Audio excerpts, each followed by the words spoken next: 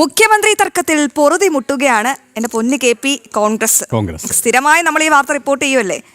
ഓരോ ദിവസം കഴിയുന്തോറും അത് പുതിയ തന്ത്രങ്ങളുമാണ് അല്ലെ. ഇതിനു വേണ്ടി പുതിയ തന്ത്രങ്ങൾ കൂടിയാണ്. 19ാമത്തെ അടവുകളൊക്കെ പയറ്റുന്നുണ്ടെന്നാ നമുക്ക് 18 കഴിഞ്ഞ 19 അല്ലേ. അതെ അതെ. അപ്പോൾ KPCCയുടെ കർശന താക്കീതിനും പുല്ലുവില കൽപ്പിച്ചുകൊണ്ടാണ് നേതാക്കളുടെ ഈ പരസ്യ പോര്. പ്രതിഷ്ഠായ മിനിക്കാനും തമ്മിൽ മത്സരിക്കുകയാണ് കോൺഗ്രസ് നേതാക്കൾ. വിവരങ്ങൾ നമുക്ക് ആരോടാരായാം. രഞ്ജിത്ത് അമ്പാടിച്ചേരിയാണ് തിരുവനന്തപുരത്ത് നിന്നും. ഇത് കോൺഗ്രസ് രാഷ്ട്രീയം അരച്ച് കലക്കി കുടിച്ച രഞ്ജിത്ത് അമ്പാടിയാണ്. രാഷ്ട്രീയം മാത്രമല്ല, സകലമാന രാഷ്ട്രീയം. എനിക്ക് തോന്നുന്നു പുള്ളിക്ക് കോൺഗ്രസ് രാഷ്ട്രീയം അല്ലെങ്കിൽ അവരുടെ തമ്മിലടിയിലാണ് കൂടുതൽ എന്താ പറയുക കൂടുതൽ താല്പര്യമെന്ന് തോന്നുന്നു. ആ തമ്മിലടി കുറച്ചുകൂടി താല്പര്യമാണ്. Ranjith very good morning. Good morning. Ranjith, ഈ കോൺഗ്രസിൽ ഞങ്ങൾ പറയായിരുന്നു ഒരു കൊടുങ്കാറ്റാണോ അതോ എന്താ അവിടെ സംഭവിക്കുന്നത് മനസ്സിലാവുന്നില്ല. എന്തായാലും പോഡ്കാസ്റ്റിംഗ് നടത്തുന്നു, പോസ്റ്ററുകൾ ഇടുന്നു, അണികളെ കൊണ്ട് ഫേസ്ബുക്ക് പോസ്റ്റ് ഇടിപ്പിക്കുന്നു. ആരാണ് മുഖ്യമന്ത്രി എന്ന കാര്യത്തിൽ വലിയ രീതിയിലുള്ള തർക്കം രൂക്ഷമാകുന്നു. അപ്പോൾ സ്വന്തമായി തന്നെ പെയിന്റ് അടിച്ച് മിനിക്കാനാണോ നേതാക്കളുടെ തീരുമാനം? നമ്മൾ ഇതിനൊക്കെ എങ്ങനെ നോക്കി കാണണം രഞ്ജിത്തെ? ഇത് അശ്വതി, ഞാൻ തുടക്കത്തിൽ ഈ ചോദ്യത്തിന് അല്ലാതൊരു മറുപടി പറയാം. പണ്ട് കരുണാകരൻ്റെ വളരെ രസകരമായിട്ടുള്ളൊരു മറുപടി ഉണ്ടായിരുന്നു. കോൺഗ്രസിൻ്റെ ഗ്രൂപ്പ് തർക്കങ്ങളൊക്കെ ശക്തമായ ഘട്ടത്തിൽ, പണ്ട് AI ഗ്രൂപ്പ് 2 ഗ്രൂപ്പ് ഉണ്ടായിരുന്ന കാലഘട്ടത്തിൽ കരുണാകരൻ്റെ വളരെ പ്രസിദ്ധമായിട്ടുള്ള ഒരു കോട്ടിംഗ് ഉണ്ട്. അതായത് കോൺഗ്രസ് എന്ന് പറയുന്നത് ഒരു കടലാണ്. ഈ ഒരുപാട് കൈവഴികളിലൂടെ ഒഴുകിയെത്തുന്ന ഒരു കടൽ.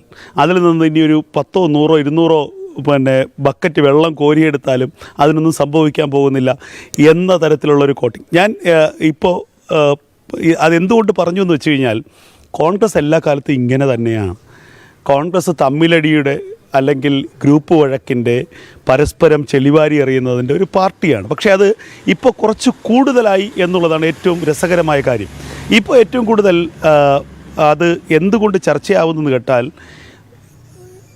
മെയ് മാസം 4-ാം തീയതി റിസൾട്ട് ആകുന്നത് വരെ കാത്തിരിക്കാൻ കോൺഗ്രസ് കഴിയുന്നില്ല. എന്താണ് റിസൾട്ട്? UDF അധികാരത്തിലെത്തുമോ? UDF അധികാരത്തിൽ വരുമോ? അല്ലെങ്കിൽ കോൺഗ്രസ്സിന് കേവല ഭൂരിപക്ഷം കിട്ടുമോ? അല്ലെങ്കിൽ കോൺഗ്രസ്സിനൊരു 40-45 സീറ്റ് കിട്ടുമോ? ഇതൊന്നും സംബന്ധിച്ച് ഒരു വ്യക്തതയും വരാത്ത ഘട്ടത്തിലും മുഖ്യമന്ത്രി ആര് എന്ന കാര്യത്തിലുള്ള തർക്കമാണ് കോൺഗ്രസ്സിൽ നടക്കുന്നത്. അത് ഇപ്പോൾ കഴിഞ്ഞ ദിവസം KPCC പ്രസിഡന്റ് സണ്ണി ജോസഫ് കർശനമായ താക്കീത് നൽകിയിട്ട് പോലും അതിൽ യാതൊരു മാറ്റവും ഉണ്ടായിട്ടില്ല.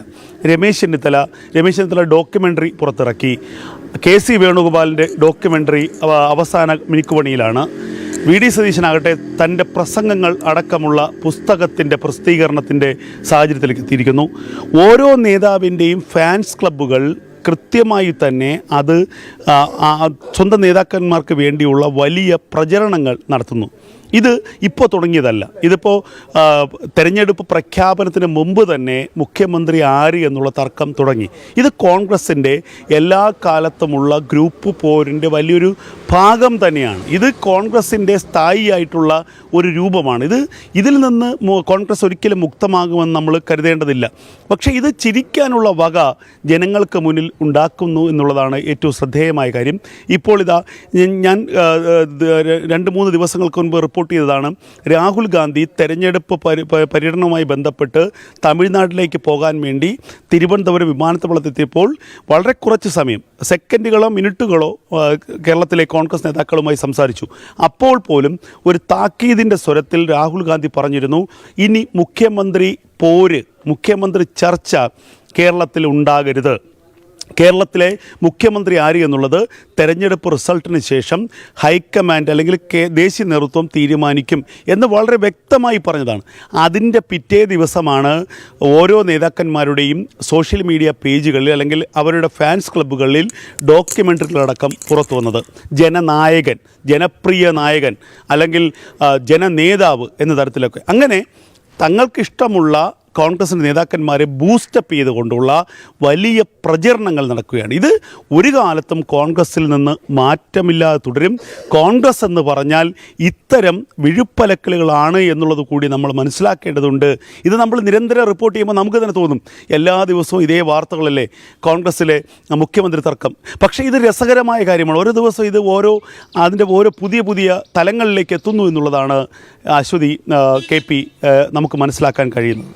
തീർച്ചയായും ഏതായാലും രഞ്ജിത്ത് അമ്പാടി പറഞ്ഞതുപോലെ തന്നെയാണ് ഇത് കേൾക്കുമ്പോൾ നമുക്ക് ചിരിയാണ് വരുന്നത്, പരിഹാസമാണ് വരുന്നത്. അമ്പാടി പറഞ്ഞതുപോലെ തന്നെ ഈ കോൺഗ്രസിന് കേവല ഭൂരിപക്ഷം ലഭിക്കുമോ, ഭൂരിപക്ഷം ലഭിക്കുമോ, എത്ര സീറ്റ് കിട്ടുമോ എന്ന കാര്യത്തിൽ പോലും ഒരു നിശ്ചയവുമില്ല. അപ്പോഴാണ് ഇവരിങ്ങനെ കസേര കളി ഇങ്ങനെ അതെ, തുടങ്ങുന്നത്. നമുക്ക് ആരോഗ്യകരമായ ചർച്ച വേണ്ടത്. ഒരു തെരഞ്ഞെടുപ്പ് കഴിഞ്ഞാൽ സ്വാഭാവികമായും വേണ്ടത് എവിടെയൊക്കെ വീഴ്ച പറ്റി, അതെ, അല്ലെങ്കിൽ എത്ര എവിടെയൊക്കെ സീറ്റ് നമുക്ക് കിട്ടും, ഗുണം എവിടെയാണ് ചെയ്തു, പരിമിതികൾ ഏതൊക്കെ ഉണ്ടായത്. വോട്ടുകൾ നമ്മളിലേക്ക് എത്തി, അല്ലേ? അങ്ങനെയല്ലേ? എന്തായാലും രഞ്ജിത്ത് പറഞ്ഞതുപോലെ ഇതൊരു കോമഡി ഷോ ആയി മാറിയിരിക്കുകയാണ്. രഞ്ജിത്തിന് മാത്രമല്ല ബുദ്ധിമുട്ട്, നമുക്കും ഉണ്ടെന്നേ. ഓരോ ദിവസം പുതുമയുള്ള ചോദ്യങ്ങൾ ചോദിക്കണം എന്ന് വിചാരിക്കും, പക്ഷേ സ്ഥിരം സംഭവം ഇത് തന്നെയല്ലേ? അതെ അതെ അതെ. എന്തായാലും ഒരു പ്രതീക്ഷയ്ക്ക് ഇനിയെങ്കിലും ഒന്ന് കോൺഗ്രസ് വകവെക്കണമെന്ന് ഞാൻ ആത്മാർത്ഥമായി ആഗ്രഹിക്കുകയാണ്. ഇനിയെങ്കിലും ഒന്ന് ശ്രദ്ധിക്കുക, നമ്മളെ ചിരിപ്പിക്കാതിരിക്കുക. അതെ, അല്ലേ? ഇനി നമുക്ക് ചിരിയിൽ നിന്നും കുറച്ച് കാര്യത്തിലേക്ക് പോകാം. അതെ. കോഴിക്കോട്